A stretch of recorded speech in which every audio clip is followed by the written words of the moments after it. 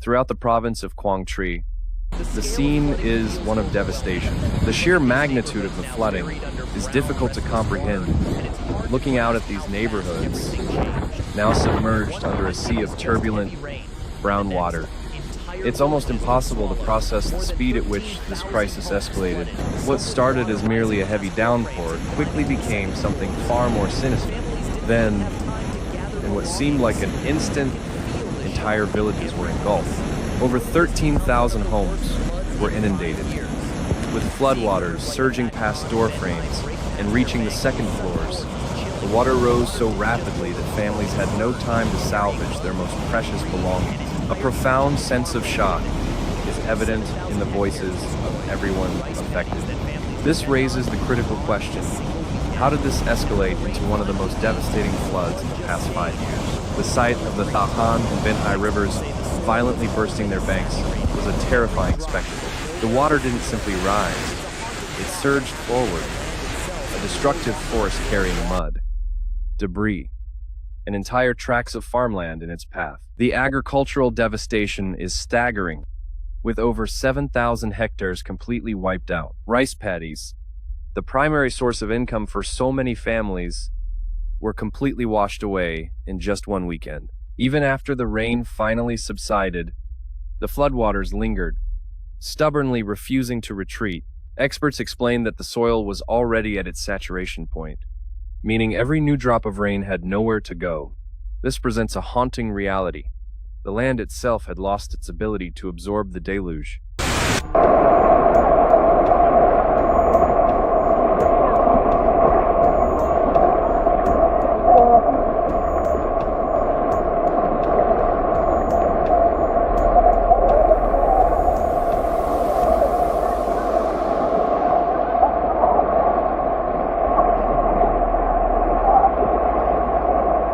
The most harrowing accounts are from residents caught completely off guard, describing how the water rose silently, creeping across floors, swallowing furniture, and lifting possessions as if they were toys. By the time many families attempted to flee, the roads had already vanished. In some neighborhoods, survival meant climbing onto rooftops to signal for rescue in the pitch black night.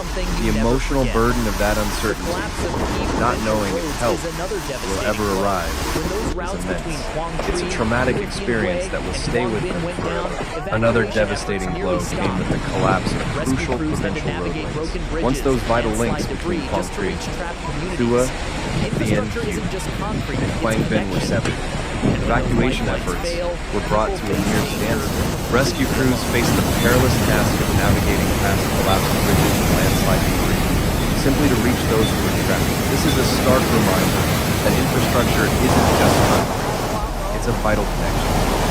When those lifelines fail, people are left to confront the danger in complete isolation. One of the most heartbreaking reports came from Huang Tri, a man swept away while trying to save his livestock.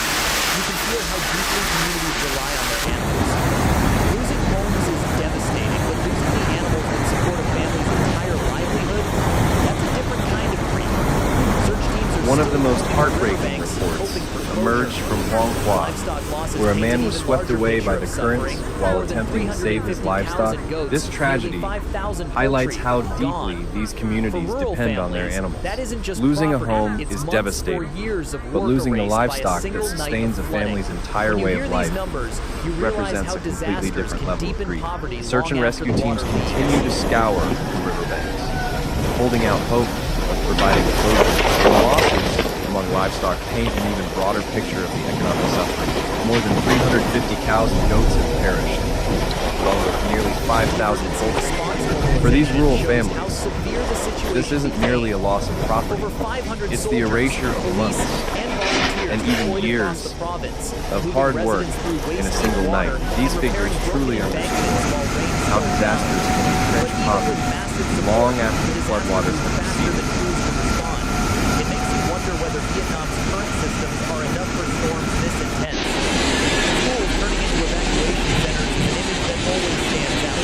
Classrooms meant for children learning math and reading are now sheer scale of the emergency response mobilization illustrates just how dire the situation has become. Exhaustion Over and 500 quiet soldiers, fear. Thousands of police students won't officers, be able to return and for volunteers days. were deployed throughout Every the province, disaster leaves scars, tasked with sometimes evacuating physical, residents through sometimes waist-deep emotional, water and and sometimes shoring up carried in the breached memories of embankments childhood. as the rain continued to fall. Yet, despite this massive mobilization, the disaster unfolded at a pace that outstripped the response efforts. This raises a critical question. Market losses Are Vietnam's existing systems truly adequate to handle storms of this magnitude? The site of schools transformed into evacuation centers is always a concern. Classrooms once dedicated to learning are now crowded with families seeking refuge on thin mats. The atmosphere inside is heavy with the scent of damp clothing, palpable exhaustion, The and environmental pervasive, quiet fear. For thousands of students, a return to their studies will be delayed for many days to come. Every disaster leaves indelible scars. Some are physical, others are emotional. Many are etched into the memories of childhood. The moment clean water disappears, mobile teams are moving from commune to commune, but supplies are limited. When disaster spills into public health, recovery becomes far more complicated. The market losses in Dong Ha add another devastating layer to this hardship. With 70% of stalls damaged, small business owners now face staggering debt and an uncertain future. These are people who toil endlessly just to stay afloat, only to see their warehouses, goods, What's happening and in equipment Quang Tri is submerged. more than a flood, True it's a recovery warning. extends beyond Climate rebuilding scientists have been structures. saying for years that It is about helping people Vietnam's reconstruct their very livelihoods. Furthermore, the environmental damage from this event is both severe and expected to be long-lasting, a toxic mixture of mud, sewage, and debris has inundated neighborhoods and agricultural fields, creating significant health risks that are projected to persist for years. Medical professionals are now issuing stark warnings about the imminent threat of waterborne diseases, including skin infections and leptospirosis, dangers that invariably emerge once access to clean water is compromised. Mobile medical teams are being dispatched from one commune to the next, but they are contending with limited supplies. When a natural disaster escalates into a public health crisis, the path to recovery becomes exponentially more complex.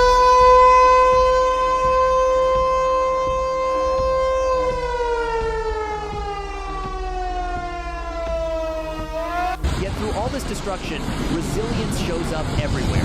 Volunteers carrying meals through flooded streets, youth groups clearing mud from classrooms. What is unfolding in Quang Tri is more than a flood. It is a clear warning. Climate scientists have cautioned for years that Vietnam's central provinces are on the front lines of intensifying hypermeteorological events. The infrastructure that we once depended on is proving to be woefully inadequate. Drainage systems engineered for the storms of yesterday are simply overwhelmed by the extreme weather patterns of today. This reality forces us to confront a difficult and unavoidable question. How many more catastrophes of this nature must occur before we commit to a fundamental redesign of the entire system? It is the long-term consequences that are the most deeply concerning displaced families. Devastated, shattered, children forced out of their education. And then there is the profound silence after the waters recede. When people return to homes filled with mud, destroyed furniture, and ruined memories, recovery in this context is not measured in days. It is measured in months, and sometimes even years. And without substantial policy reforms in place, this devastating cycle is poised to repeat itself time and again.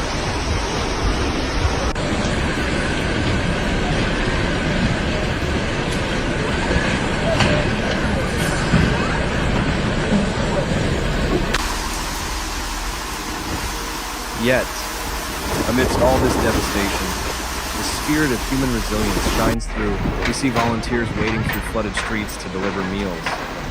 Youth organizations clearing thick mud from classrooms. Farmers helping their neighbors reconstruct pens. We see families sharing what little food they have managed to save. It's said that crisis reveals character And what we're witnessing in Quang Tung is a sense of solidarity that is stronger than any floodwater. Observing this disaster unfold, one cannot help but feel the immense burden these communities are bearing.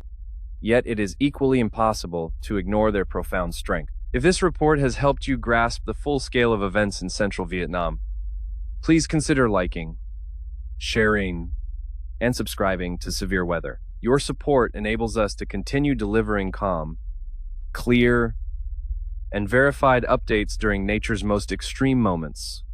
Stay informed, be prepared, and remain safe